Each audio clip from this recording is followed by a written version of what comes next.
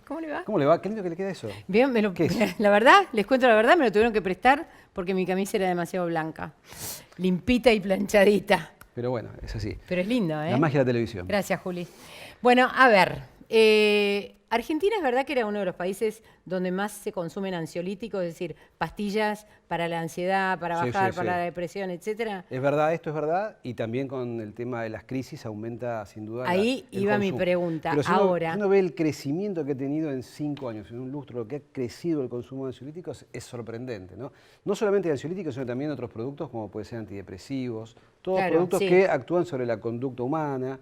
Y la gente, viste, en este país, te pasa algo, bueno, mira, Tomá. tomate esta pastillita, Claro. tomate media, y después me contás cómo te fue. Entonces la gente lo utiliza también para dormir, porque está pasada de rosca, y no son medicamentos indicados para dormir, no son Pero, hipnóticos. ¿quiénes lo dan? A ver, porque un amigo no le da otro, pues Es se lo buena puede dar un pregunta. día, ok. O alguien que va a viajar que dice, no, tomate una pastilla para dormir en el avión, no sé, una cosa así.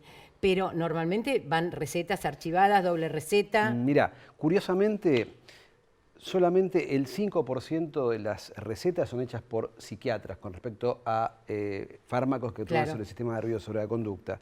5%, o sea que el resto lo prescribimos nosotros, médicos que no somos especialistas, y muchas veces van por un circuito que no es el circuito legal, van por vía web que venden estas pastillas. Wow. Y la gente no sabe qué es lo que toma tampoco, ¿no? Porque Ahora, pero vos cuando lees el prospecto te dice, bueno, este medicamento debe tomarse por una semana, por 10 días, por 15 días. tema súper importante eso. Hay gente que hace 20 años que viene tomando estos famosos cepanes, ¿no? Sí. Diazepam, clonazepam, bromazepam, alprazolam.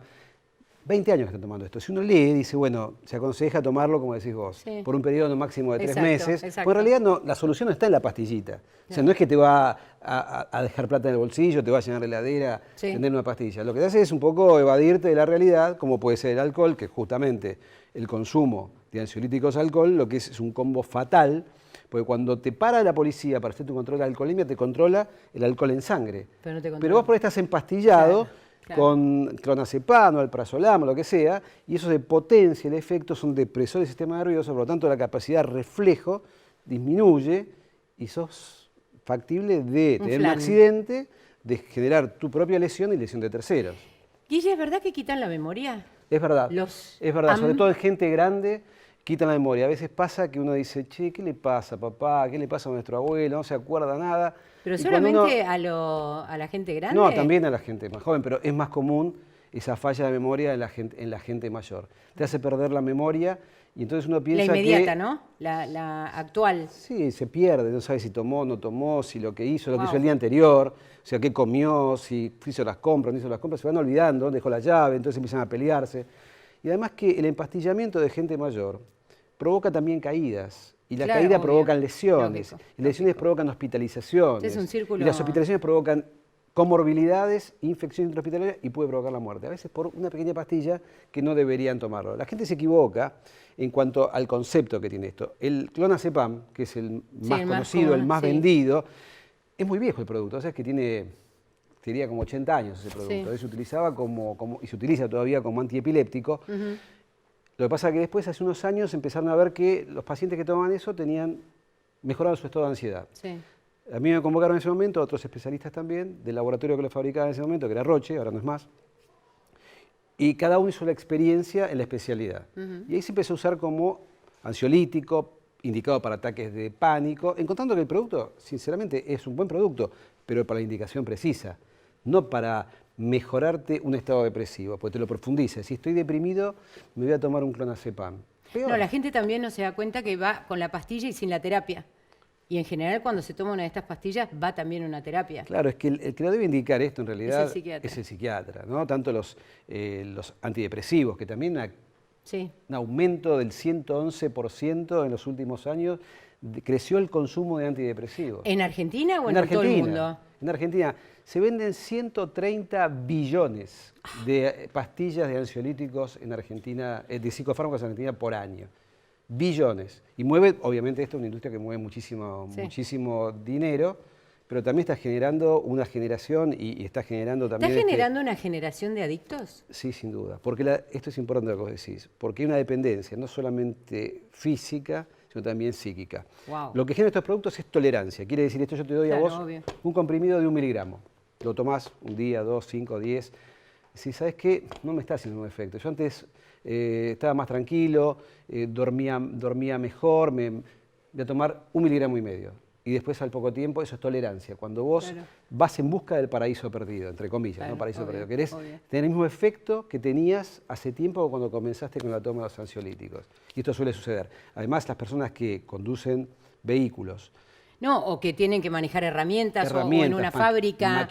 Maquinarias. Madres que toman pastillas cuando están dando de lactar a los chiquitos, que se transmite a través de la leche.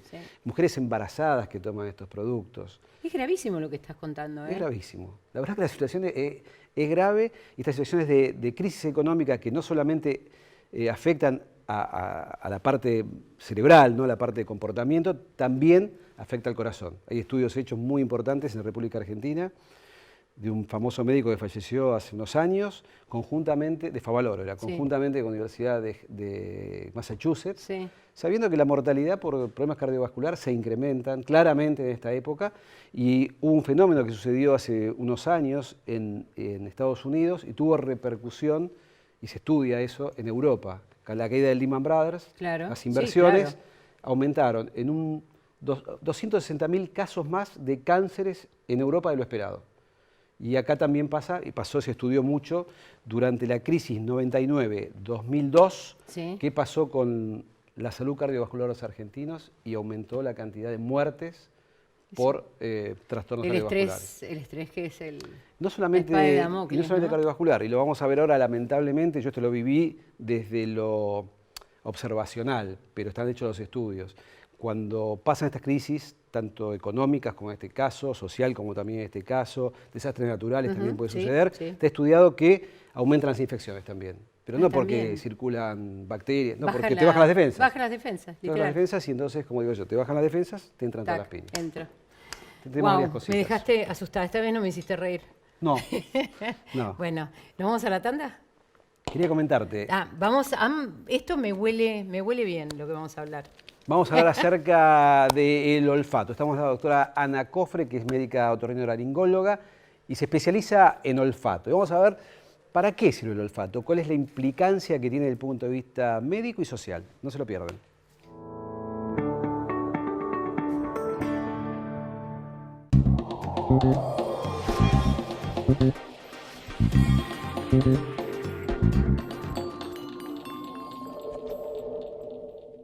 Mi secreto para tener pestañas más largas y cejas con más volumen es Ecogear. Ecogear contiene extractos naturales, es hipoalergénico y sin parabenos. Con el rostro limpio y sin maquillaje es muy fácil de aplicar. Usa Ecogear día tras día y en pocas semanas vas a notar los cambios. La revolución en cejas y pestañas llegó con Ecogear. Ecogear, naturalmente bella. Probalo vos también. Con la última tecnología y profesionales altamente capacitados. Es bueno que sepas que estamos ahí. Grupo Emerger, compromiso profesional. ¿Conocés los planes de salud de Andar, la obra social de los viajantes vendedores? Planes para empleados en relación de dependencia, monotributistas y particulares. Solicita un asesor comercial al 0810-345-0184. Cuando el juego se vuelve una necesidad, deja de ser un juego. Entre todos, podemos prevenir la ludopatía. Pedí ayuda llamando al 0800-444-4000. Buenos Aires, provincia. Entre todos, podemos más.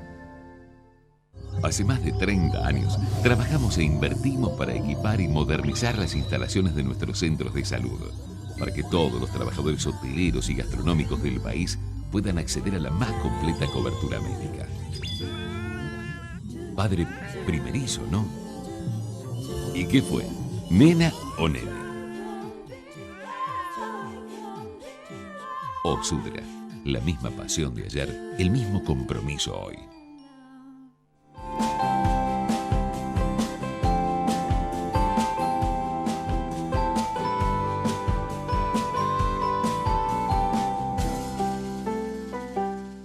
Sanity Care, una empresa con años de experiencia en el cuidado y bienestar de las personas en la comodidad de sus hogares, capacitando y entrenando constantemente a su personal, porque cuando una persona necesita atención, la eficiencia y rapidez son lo más importante. sanitycare.com. Innovación permanente. Vago. Ética al servicio de la salud. Días y noches trabajando, puliendo cada detalle, revisando todo una y mil veces. Porque siempre hay algo para mejorar.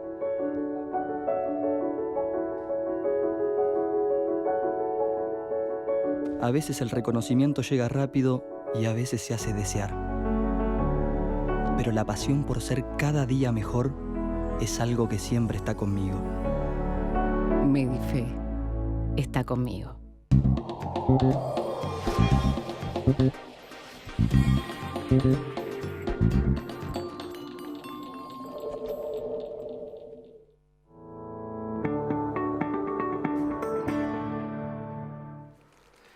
Uno de los 5 sentidos tiene que ver con el olfato. Estamos acá con la doctora Ana Cofre, especialista en olfato. Sos otorrinolaringóloga y aparte sos mi otorrinolaringóloga.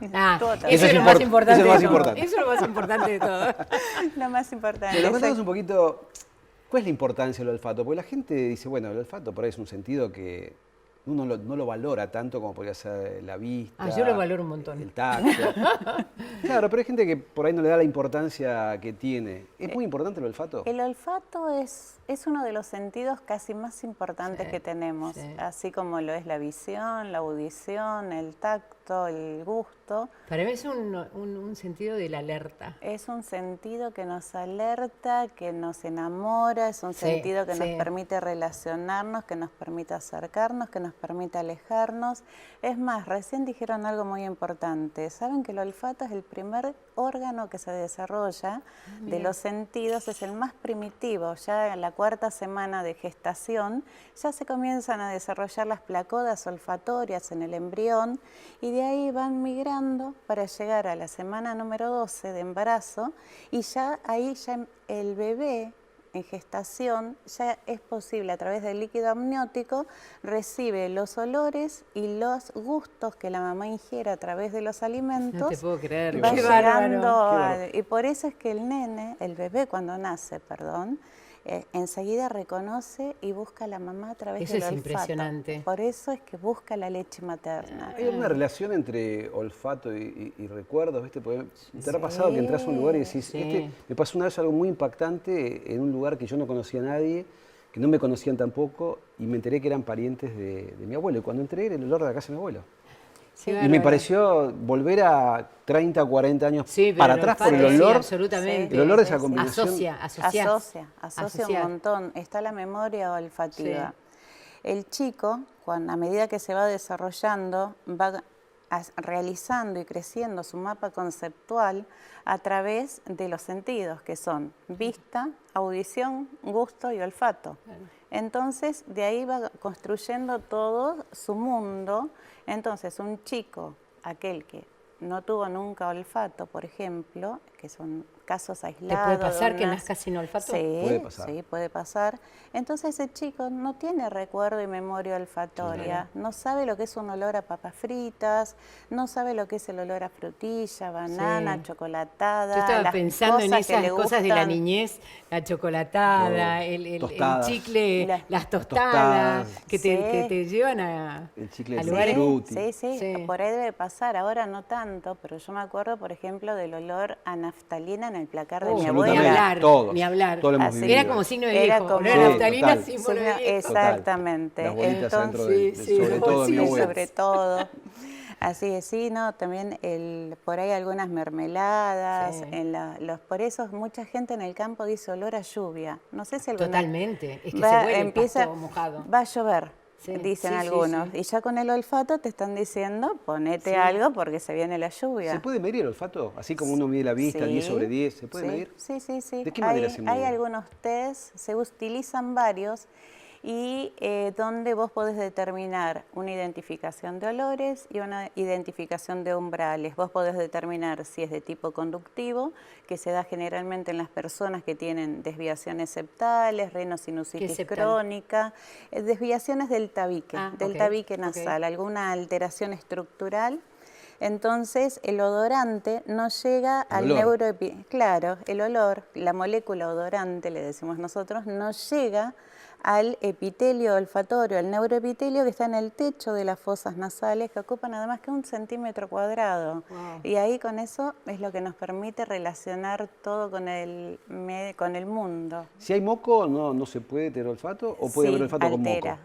Altera un poco porque engrosa el moco, entonces disminuye un poquito, por eso en las personas que por ahí tienen sinusitis crónica. ¿Viste cuando decís que estás resfriado? Decís, no le siento el gusto a nada. Claro. Bueno, ahí hay que hacer, ahí te corrijo una pequeña diferencia que hay. Fue a propósito que dije eso. Entonces, tenemos gusto y olfato, sentidos, sabor, 80% olfato, 20% gusto. La interacción hace el sabor, el deleite de las comidas. Por eso, una persona que no percibe los olores, entonces tiene alterado el sabor, pero sabe que está comiendo dulce, sabe que está comiendo amargo, sabe que tiene ácido, algo ácido, o sabe que está amargo. Qué interesante eso, ¿no? Sí, y una persona, no sé si habrá estadística de esto, una persona que no tiene olfato, ¿es obesa o es flaca? Pues no tiene placer de comer. No tiene placer de comer. Yo los pacientes que he tenido, por ejemplo, tengo chicos muy obesos, con alteraciones congénitas de olfato, porque no le sienten el sabor, entonces su alimento, claro, no, es como que comen casi todo lo relacionado a lo dulce, porque es lo que más le gusta. Sí. Entonces por ahí en una comida, si la sienten que está como mucha salsa de tomate, ellos la pueden sentir por ahí muy ácida, entonces le hacen rechazo a esa comida. Por eso es importante, y hablo mucho con los pediatras, con el tema de hacerle hincapié a que empiecen a preguntarle a la mamá que presta atención si los nenes huelen. Yo tengo pacientitas, por ejemplo, una nena de 9 años que la trajo la mamá al consultorio, dice, sospecho que mi hija no huele. ¿Y cómo te diste cuenta? Porque cuando el hermanito hace sus necesidades, le ensucia el pañal, ella es la única que no lo siente. Todo el resto de la familia lo siente y ella no. Y bueno, la empecé a estudiar y también, bueno, en ella justamente encontré que había una alteración en la audición, tenía una alteración renal. Entonces todo eso fui buscando, estudiando, hasta que encontré una entidad que es genético-molecular, que es el síndrome de Kallmann, que es que en los chicos que nacen sin el bulbo olfatorio y que también pueden desarrollar también otras o sea que también te puede avisar de algo que está escondido. Exactamente. ¿Y cuáles son las causas de que una persona vaya perdiendo el olfato o lo pierda del todo? Mira, tenés, en los adultos tenés la primera causa, las rinosinusales, la sinusitis. La segunda causa, las enfermedades posvirales, porque el virus de la gripe le encanta las terminaciones nerviosas del neuroepitelio olfatorio. Tercer causa podría ser los traumatismos de cráneo, porque el bulbo olfatorio se encuentra como nadando en la fosa craneal anterior, ¿viste? Entonces en la base de cráneo, y está como libre. Entonces un traumatismo por ahí occipital que cae hacia atrás con el movimiento hacia adelante, golpe hacia atrás, golpe y contragolpe, produce un cizallamiento y una lesión en la vía olfatoria. Entonces esa persona, que generalmente se da mucho en los accidentes de tránsito, si no se detecta antes de los 6 meses, ya no tiene recuperación, y son las personas que después vienen deprimidas porque no sienten el sabor de las comidas, que dicen, siento en la vida que todo me da igual, todo, no, unas depresiones muy, muy grandes, los catalogan como desde el punto de vista psicológico, los derivan para otros especialistas, y cuando llega al otorrinolaringólogo ya llega tarde, ya no hay mucho para hacer. Una persona que perdió el sentido del olfato, ¿lo puede recuperar? En los traumatismos de cráneo, por ejemplo, si los detectamos a tiempo, se pueden recuperar. Algo que es severo puede pasar a moderado o leve, o algo que es leve o moderado puede quedar otra vez normósmico. Ahí tenés de acuerdo al daño estructural que exista, si fue en el epitelio olfatorio, si fue por encima del epitelio olfatorio, se trata mucho con corticoides, antioxidantes, el ácido liposílico, tiroico, que es algo que como que protege la vaina nerviosa y que se da mucho en las personas diabéticas. Entonces yo digo, sí, me permite tratar la neuropatía diabética periférica, porque no me va a permitir tratar a los pacientes con pérdida del olfato. ¿Hay enfermedades neurodegenerativas que puedan traer trastornos del olfato, Sí, Alzheimer, sí. Parkinson? Alzheimer, Parkinson. ¿Eso es un signo temprano? Se consideran, ahí hay una controversia bastante importante. Hay algunos autores y trabajos que dicen que es un signo precoz que luego se va a detectar el olfato, pero también hay trabajos que han demostrado que no todos los pacientes con Alzheimer o con Parkinson presentan alteraciones del olfato. Yo los que conozco presentan alteraciones del olfato, es decir, siguen comiendo. Siguen comiendo, exactamente. Entonces, no, es como que es muy difícil. Yo en los pacientes mayores, por ahí los mando a hacer primero un test, un psicodiagnóstico, y en base a eso veo y utilizo mucho el test de olfato de niños para hacerlo más simple, más sencillo, con órdenes que no les lleve tanto agotamiento, para poder determinar y tratarlos de ayudar a mejorar la calidad de vida.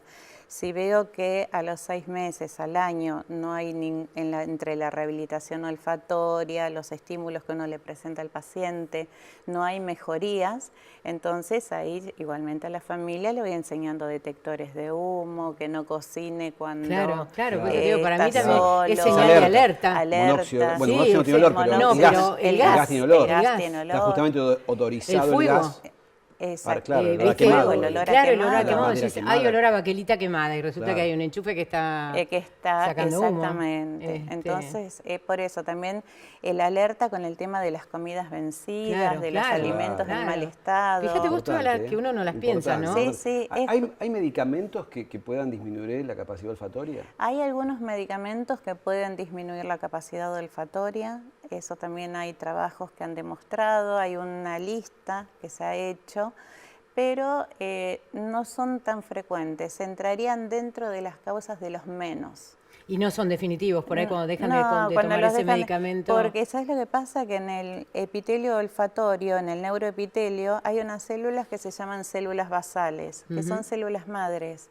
Y que esas células, cuando se van perdiendo las células olfatorias, que son unas neuronas bipolares, esas células tienen la capacidad de autorregenerarse y transformarse en células olfatorias nuevamente, en las famosas neuronas bipolares. Una parte tienen lo que son los receptores, donde van a impactar todos los odorantes, y en otra parte más finita que va hacia el bulbo olfatorio que hace contacto, que ahí es donde se decodifica y se lleva la información hacia las estructuras superiores. Mira lo que voy a preguntar. A ver. ¿Hay diferencia entre el olfato del hombre y de la mujer?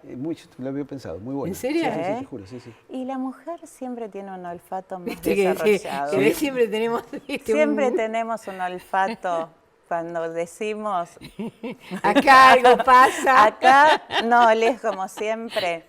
Mira vos, nosotros también, no creas. En la escala, sí, hoy que creo que 50-50. En la escala zoológica, uno ve que, por ejemplo, los perros tienen un excelente olfato. Sí. ¿Cómo estamos nosotros dentro de la escala zoológica con respecto al olfato? Y nosotros somos los menos desarrollados. Es como que el olfato es el hermano menor, el último en la línea sucesoria del trono. Ah, mirá. El último que va a heredar algo. ¿Y de los animales cuál es el que mayor olfato tiene? Y hay perros, los perros que tienen hocico largo. Ah, mira. ¿Sí? Después hay algunos murciélagos, hay las polillas.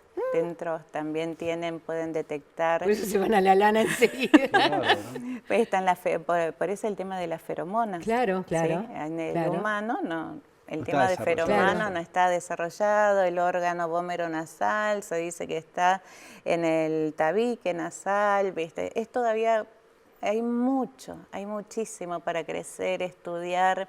Es un mundo apasionante. Es fascinante. Con la edad, en el transcurso de la vida de una persona, ¿cuál es el momento de mejor olfato y de peor olfato? Mira. Esa también había pensado. Sí. Estás atenta.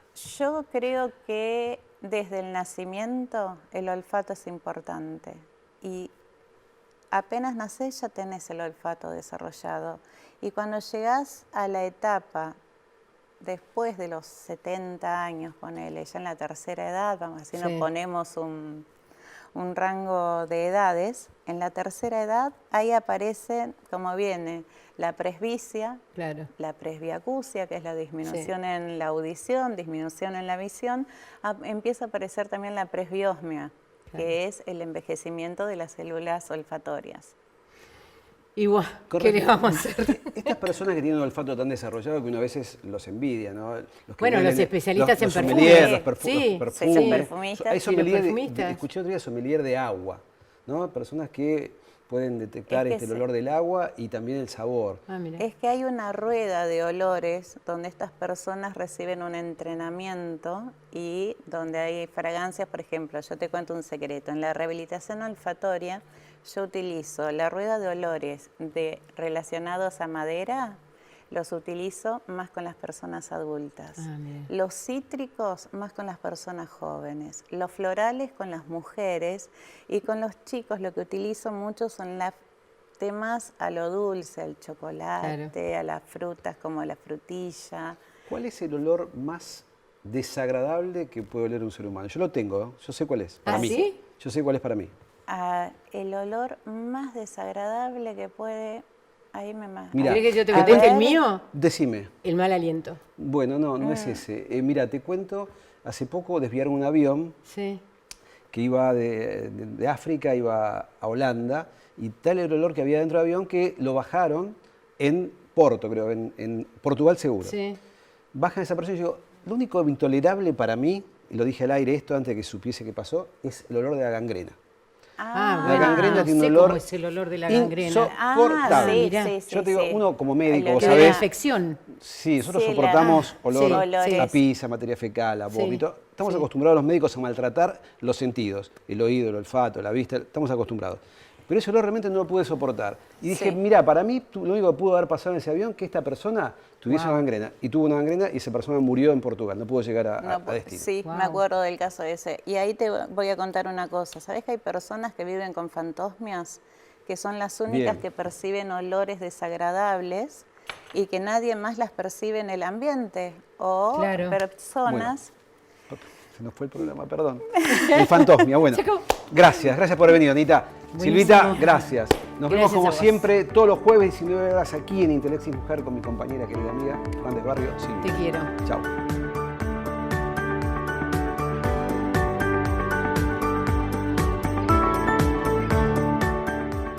Cuando el juego se vuelve una necesidad, deja de ser un juego.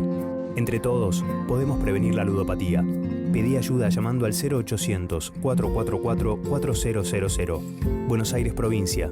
Entre todos, podemos más.